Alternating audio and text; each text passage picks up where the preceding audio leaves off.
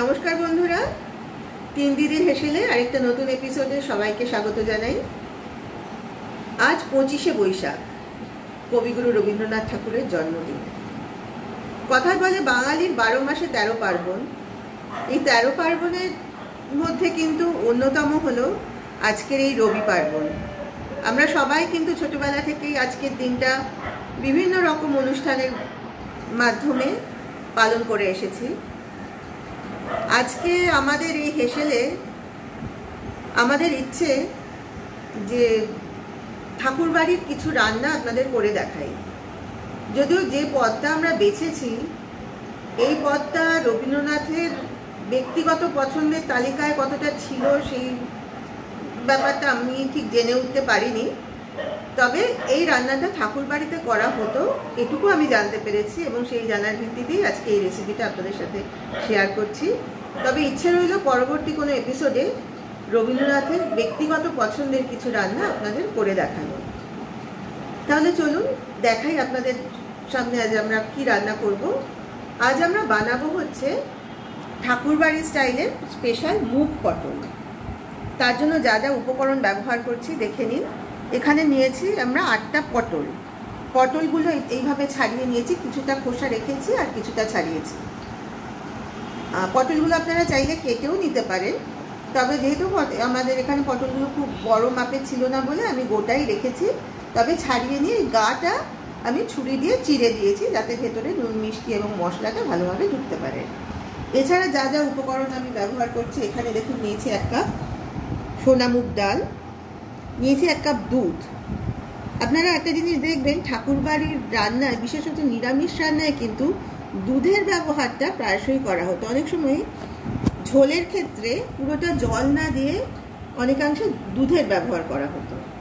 যাই হোক, আমি এখানে নিয়েছি 1 কাপ দুধ, আছে নুন, চিনি, আদা বাটা, জিরে গুঁড়ো, হলুদ গুঁড়ো, আর ফোড়নের জন্য আছে গোটা জিরে, গোটা শুকনো লঙ্কা, আর নিয়েছি কিছু কাঁচা লঙ্কা। আর এইটার মধ্যে আছে এই 10-12টা মতো গোটা গোলমরিচ, যেগুলো আমরা একটু থেতো করে ব্যবহার করব। যদিও তখন ওনারা ঠাকুরবাড়ির মহিলারা ওরা কিন্তু মশলা বেটেই রান্না করতেন, কিন্তু আমাদের পক্ষে সেটা অসুবিধা বলে আমরা গুঁড়ো মশলাটাই ব্যবহার করছি। আর আছে ঘি, ঘিয়ের ব্যবহার অবশ্যই করব এবং এর সাথে ব্যবহার করব সামান্য সর্ষের তেল, সেটাই আপনাদের এখন দেখালাম না। তাহলে আমরা রান্নাটা শুরু করি। আমরা গ্যাস জ্বেলে গ্যাসের উপর একটা কড়াই বসিয়ে দিয়েছি প্রথমে যেটা করব, মুগ ডালটা আমরা ভেজে নেব।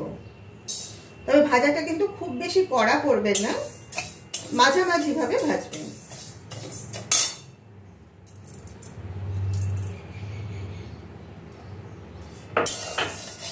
একটু হালকা করে ভেজে নিয়ে মুগ ডালটা জলে ধুয়ে নেব, তারপরে এটা সেদ্ধ বসাবো।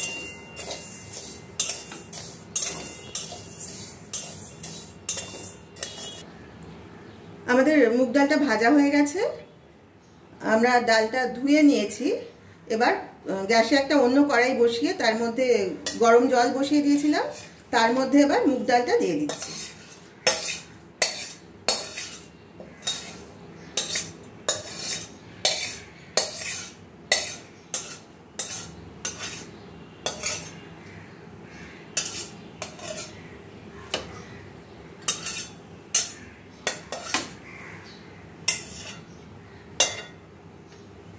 ডালটার মধ্যে পরিমাণ মতো নুন দিয়ে দাও, দিয়ে নেড়ে দাও।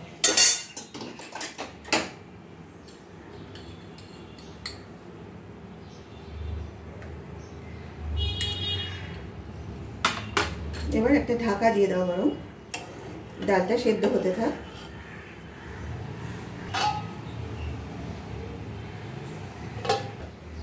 আচ্ছা, গ্যাসের একদিকে মুগ ডালটা সেদ্ধ হচ্ছে, আমরা আরেক দিকে একটা কড়াই বসিয়ে তাতে সামান্য সর্ষের তেল দিয়েছি। এখানে আমরা পটলগুলো, যেগুলো আমরা নুন হলুদ মাখিয়ে নিয়েছি, সেগুলো এই কড়াইতে দিয়ে হালকা করে ভেজে নেব।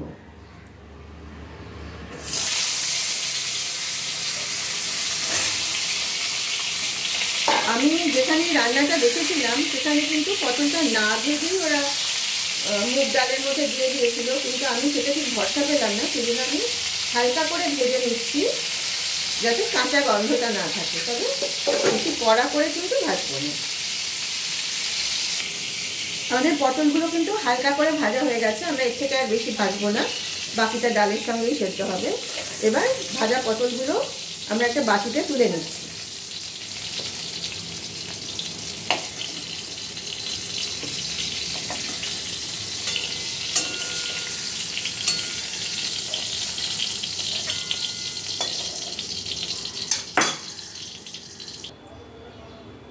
এদিকে আমাদের মুগ ডালটাও কিন্তু হাফ সেদ্ধ হয়ে গেছে।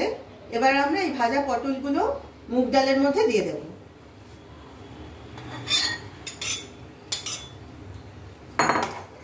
ভালোভাবে নেড়ে দাও। এবার কয়েক মিনিট সময় দেব মুগ ডাল আর পটলটা আরেকটু ভালোভাবে সেদ্ধ হওয়ার জন্য।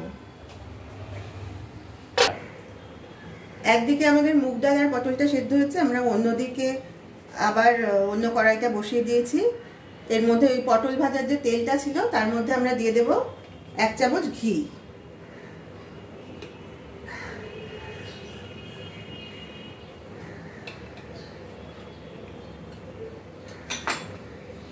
ঘিটা গলিয়ে নেব প্রথমে, তারপরে ফোড়নটা দেব।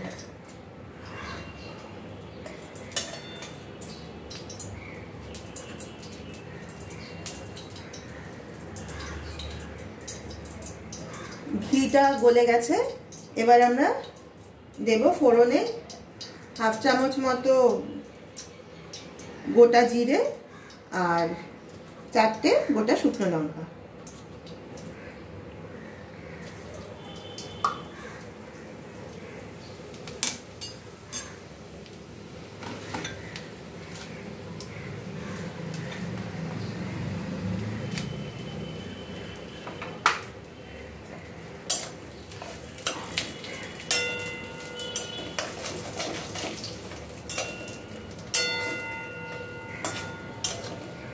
ফোড়নটা একটু নাড়াচাড়া করে নিয়ে আমরা ডাল আর পটলটা এই কড়াইতে ঢেলে দেব। এবার আমরা ডাল আর পটলটা এই কড়াইতে ঢেলে দেব।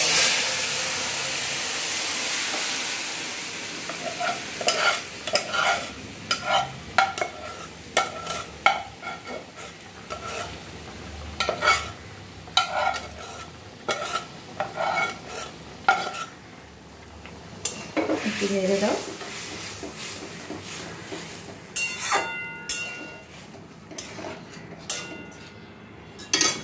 এবার এখানে আমি হাফ চামচ হলুদ গুঁড়ো আর হাফ চামচ জিরে গুঁড়ো একটু জল দিয়ে গুলে রেখেছি। আপনারা তো জানেন ঠাকুর বাড়িতে সব বাটা মশলাতেই রান্না হতো, কিন্তু এখন তো আর আমাদের পক্ষে সেটা সম্ভব হয় না, তাই আমি গুঁড়ো মশলাটা একটু জল দিয়ে গুলে রেখেছি, সেটা এবার দিয়ে দেবো এই ডালের মধ্যে।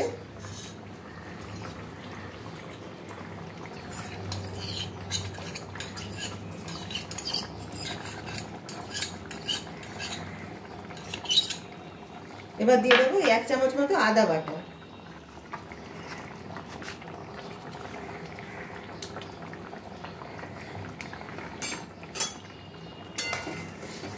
তার সঙ্গে দেব আগে থেকে চিড়ে রাখা 3টে কাঁচা লঙ্কা।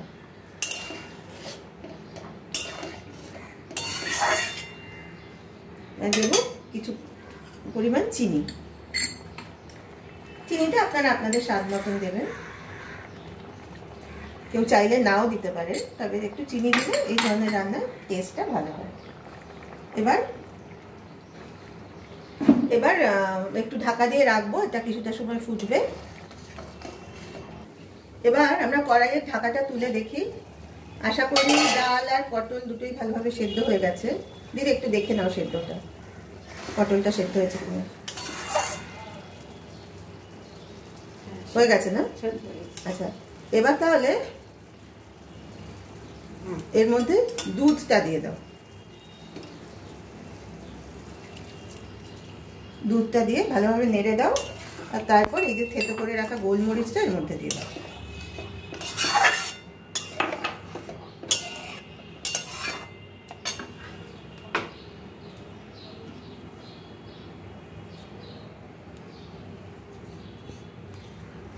এটা ভালোভাবে নেড়ে দিয়ে এবার বরং আঁচটা একটু বাড়িয়ে দাও, তাহলে একটু তাড়াতাড়ি টেনে যাবে।